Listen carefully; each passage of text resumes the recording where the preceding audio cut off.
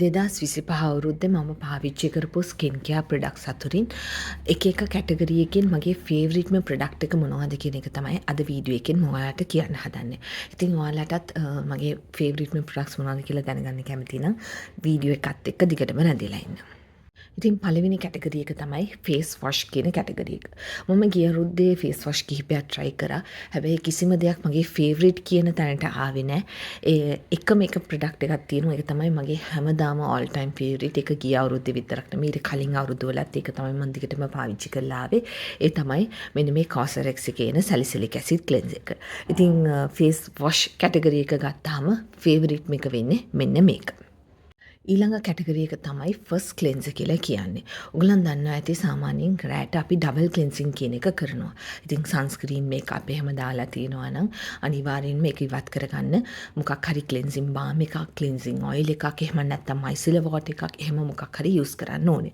ඉතින් මම ක්ලෙන්සින් ඔයිල් ඒ වගේ දේවල් මට හරියන්නේ නැහැ මට. ඒ හින්දා මම නිතරම වගේ හැමතිස්සෙම වගේ පාවිච්චි කරන්නේ ක්ලෙන්සින් බාම් එක. ඉතින් සන්ස්ක්‍රීන් ඉවත් කරන්න, මේකප් ඉවත් කරන්න පාවිච්චි කරන්නේ ක්ලෙන්සින් බාම් එක. ඉතින් මගේ ෆේවරිට්ම ක්ලෙන්සින් බාම් එක තමයි මෙන්න මේ Zero කියන මෙන්න මේ ක්ලෙන්සින් බාම් එක.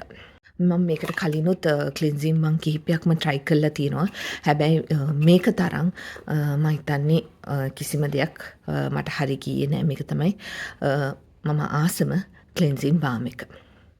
ක්ලින්සින් බාම් කැටගරි එක යටතේ මගේ ෆේවරිට් මේක තමයි මෙන්න මේක. ඊළඟ කැටගරි එක තමයි ටෝනර් කියන කැටගරි එක.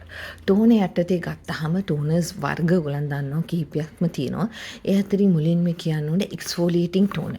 එක්ස්ෆෝලියේටිං ටෝනර් යටතේ මම ගිය අවුරුද්දේ පාවිච්චි කරා මෙන්න මේ ග්ලයිකොලික් ඇසිඩ් ටෝනර් එක. ඉතින් මේක ඇත්තටම හරිම versatile ප්‍රොඩක්ට් එකක්. ඒ කියන්නේ අපිට ස්ට්‍රෝබෙරි ස්කින් එකක් තියෙනවා නම් මට ඩැන්ඩ්‍රෆ් තියෙන එකට යූස් කරනවා, මුහුණට යූස් කරනවා, නකල් වලට යූස් කරන්න පුළුවන්. ඒ වගේ හරිම හුඟක්ම ප්‍රයෝජනවත් ප්‍රොඩක්ට් එකක් හැටියට කියන්න පුළුවන්. හරිම හොඳයි.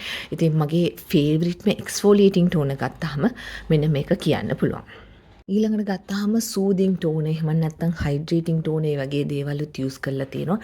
ඒ අතුරින් තවත් සූදින් ටෝන යටතේ මගේ ෆේවරිට් එක වුණේ මෙන්න මේ ඇනුවා එකේ තියෙන Heart Leaf 77 මේ ටෝන එක. මේකේ මිනි එක තමයි ගත්තේ. ඒකිනුත් චුට්ටක් විතර තමයි යූස් කරලා තියෙන්නේ. හැබැයි මම මේකට හුඟක්ම කැමතියි. මගේ මුහුණේ තියෙන රෙඩ්නස් එහෙම අඩු කරගන්න. මට හුඟක් වෙලාවට ඇක්නි පිම්පල්ස් එහෙම එනවා කාලෙන් කාලෙට. ඉතින් ඒවට ඔක්කොම ඒව ටිකක් කාම් කරන්න මේක හුඟක් උදව් වෙනවා. ඉතින් දැන්ට මේකේ මිනි එක යූස් කරගෙන ඉන්නේ. මේක ඉරුණාට පස්සේ මේකේ ලොකු එකක් පර්චේස් කරන්න තමයි මම හිතාගෙන ඉන්නේ. ඉතින් සූදින් ටෝන යටතේ මේක මගේ ෆේවරිට් මේක. ඊළඟ කැටගරි එක තමයි සීරම් කියන කැටගරි එක. සීරම් අතරින් ගත්තම මම හුඟක් සීරම් දැන්ටමත් යූස් කරමින් ඉන්නවා. හැබැයි ගිය අවුරුද්දේ යූස් කරපු එකෙන් 2025 අවුරුද්දේ යූස් කරපු එකෙන් මගේ ෆේවරිට් මේක තමයි මෙන්න මේ ඇනුවයි කියන ඇසිලික් ඇසිඩ් සීරම් එක. මම හුඟක් බ්‍රෑන්ඩ්ස් වල ඇසිලික් ඇසිඩ් යූස් කරලා තියෙනවා. හැබැයි මේක තරම් මම හිතන්නේ කිසිම ටෙක්ස්චර් එකක් මට හරි ගියයි කියලා. මේක ඇත්තටම හුඟක් හොඳයි. දැන්ටමත් මේක ඉවරත් එක්ක ඔයගලන්ට පේනවා ඇති. මේක ලයිට් ග්‍රීන් කලර් සීරම් එකක්. මම මිලදී ගන්න පේජස් වල එක මේක අවුට් ඔෆ් ස්ටොක් වෙලා තියෙන හින්දා මිලදී ගන්න බැරි වෙලා තියෙනවා. හැබැයි මේක මම හිතන්නේ බෙස්ට්ම සීරම් එකක් කියලා කියන්න පුළුවන්. හරිම ලයිට් වෙයිට්, හයිඩ්‍රේටිං, ඒ වගේම තමයි ඇසිලික් ඇසිඩ් තියෙන හින්දා ඇක්නි ප්‍රෝන් ස්කින් එකක් තියෙන කෙනෙක්ට හුඟක් හොඳ ප්‍රොඩක්ට් එකක්. ඉතින් මේක මම හිතන්නේ ද ඔඩිනරි නයිස් නම හිරකට පස්සේ මගේ ෆේවරිට්ම සීරම් එක කියලා කියන්න පුළුවන්. 2025 අවුරුද්දේ පාවිච්චි කරපු. ඊළඟ කැටගරි එක තමයි මොයිස්චරයිසර්. මොයිස්චරයිසර් කිව්වහම මම හුඟක් මොයිස්චරයිසර්ස් try කරලා නැහැ ඇත්තටම කියන්න ගියොත්. එකක් හෝ දෙකක් මම හිතන්නේ මම try කරලා ඇති අලුතින්. ඊට අමතරව මම යූස් කරගෙන ආපු එක තමයි යූස් කරේ. හැබැයි අලුතින් යූස් කරපු කිසිම දෙයක් මගේ ෆේවරිට් කියන තැනට ආවේ නැහැ. ඉතින් ඒ හින්දා 2025ත් මෙන්න මේ advance lane 92 all in one cream එක තමයි මගේ මොයිස්චරයිසර් එක වෙන්නේ, ෆේවරිට් එක වෙන්නේ. ගිය අවුරුද්දේ යූස් කරපු එකෙන්. ඉතින් මේකත් වෙනස් වුණේම නැහැ ෆේස් වොෂ් එක වගේම. මේක තමයි මම දිගටම යූස් කරන්නේ. තවත් ඒවා පාවිච්චි කරනවා. හැබැයි ෆේවරිට්ම කියලා කිව්වොත් ෆේවරිට්ම මොයිස්චරයිසර් කියලා කිව්වොත් 2025 මෙන්න මේක තමයි වෙන්නේ. ඊළඟ කැටගරි එක තමයි අයි ක්‍රීම් කියන කැටගරි එක. අයි ක්‍රීම් යටතේත් මම සමහරක් ඒවා පාවිච්චි කරලා තියෙනවා. ඒවත් හොඳයි නරක නෑ. හැබැයි ඉතින් ෆේවරිට්ම කියලා කිව්වහම මෙන්න මේක තමයි මේරියන් මේ කියන මේ ග්ලූටතයන් අයි ක්‍රීම් එක. ඇත්තටම මේක උදේට රෑට දෙකටම යූස් කරන්න පුළුවන්. ඇස්වලට කිසිම අර දනන ගතියක් එහෙම නැහැ. ඉතින් මේක තමයි 2025 අවුරුද්දෙත් මගේ ෆේවරිට් එක වෙලා තියෙන්නේ. මේක දැන් අවුරුදු ගාණක් තිස්සේම යූස් කරනවා. මේක තමයි ෆේවරිට් මේක. ඊළඟ කැටගරි එක තමයි wash off mask එක. ඒ කියන්නේ face mask කැටගරි එක. ඒකේ ගත්තාම මගේ ආසම ප්‍රොඩක්ට් එක තමයි මෙන්න මේ Beauty of Joseon කියන බ්‍රෑන්ඩ් එකේ එන rice and honey glow mask එක. මේක ඇත්තටම ස්කින් එක හයිඩ්‍රේට් කරනවා. අනිත් face mask වගේ හේදුවට පස්සේ මේක දාලා මුහුණ හේදුවට පස්සේ නිකන් මුහුණ dry වෙලා එහෙම තියෙන්නේ නැහැ. මේක හරියට හයිඩ්‍රේට් කරනවා ස්කින් එක හොඳටම. ඒ වගේම තමයි මේක mild exfoliate කරනවා. ස්කින් එකට හානියක් වෙන්නෙත් නැහැ මේකෙන්. ඉතින් සතියට එකපාරක් දෙපාරක් වගේ ඕනනම් පාවිච්චි කරන්න පුළුවන්. හුඟක් හොඳ මාස්ක් එකක්. ඉතින් මේකත් ඉවර වෙන්න ළඟයි.